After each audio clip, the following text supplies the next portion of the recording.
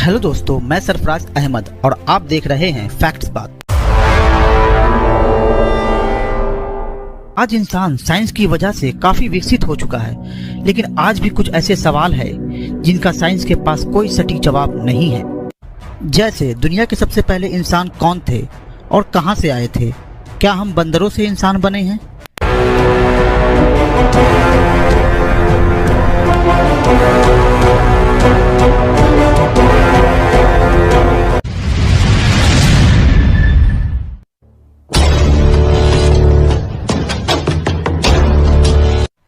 (1859)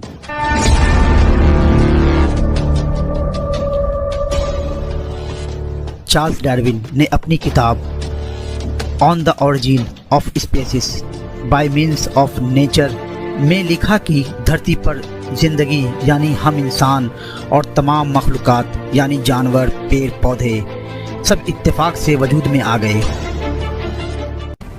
जिंदगी की शुरुआत पानी से हुई, जहां एक सेल वाले माइक्रो ऑर्गेनिज्म ने जन्म लिया और वह सेल विकसित होकर पौधे, जानवर और इंसान बन गए, जिसे साइंस ने थ्योरी ऑफ इवोल्यूशन का नाम दिया। चार्ल्स डार्विन के अनुसार जानवर अपनी नस्ल जमीन पर खत्म होने से बचने के लिए खुद को माहौल के मुताबिक बदल लेते हैं।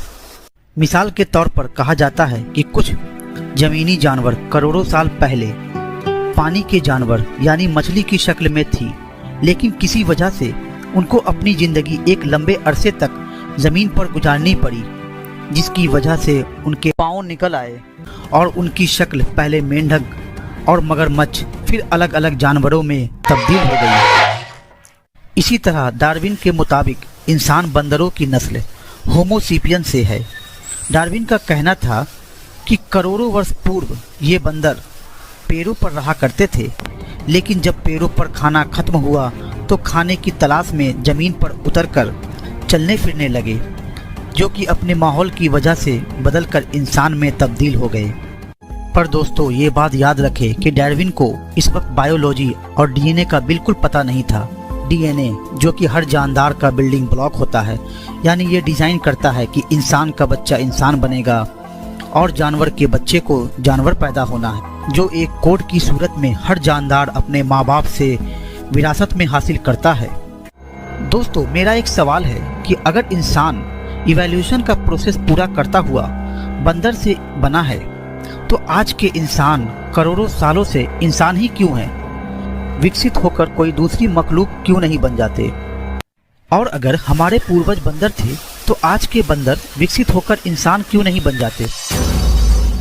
आज भी स्कूलों और कॉलेजों में इसे बस एक नज़रिए के तौर पर पढ़ाया जाता है, ना कि कानून या लॉ के तौर पर, क्योंकि एक नज़रिए को साइंसी कानून बनाने के लिए इसे तजुर्बात से साबित करना पड़ता है। इससे ये बात तो साबित होता है कि विज्ञान के पास अभी भी इस सवाल का कोई सटीक जवाब नहीं है।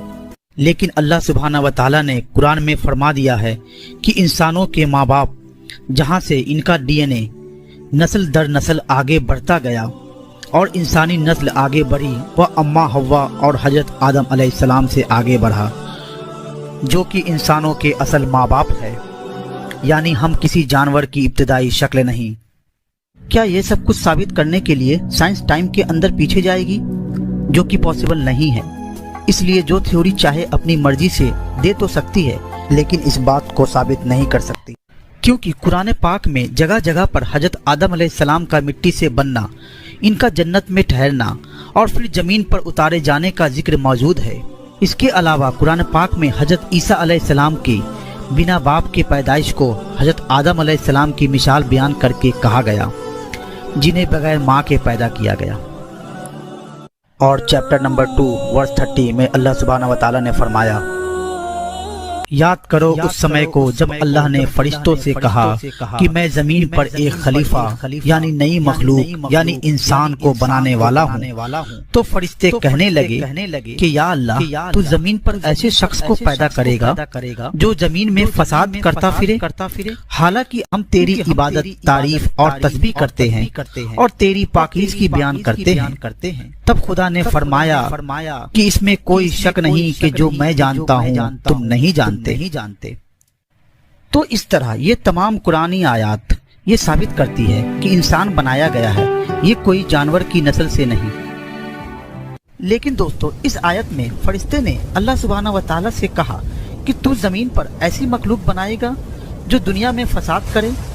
मतलब इस आयत से ये पता चलता है कि इंसान से पहले दुनिया में कोई और मखलूक थी जिसने दुनिया में फसाद किया था। क्या वह मखलूक जिन्नात थे? अगर हाँ तो अभी कहाँ हैं? क्या वह हमारे साथ इसी दुनिया में रहते हैं? क्या वह अभी हमें देख रहे हैं? और इस बारे में साइंस क्या कहता है?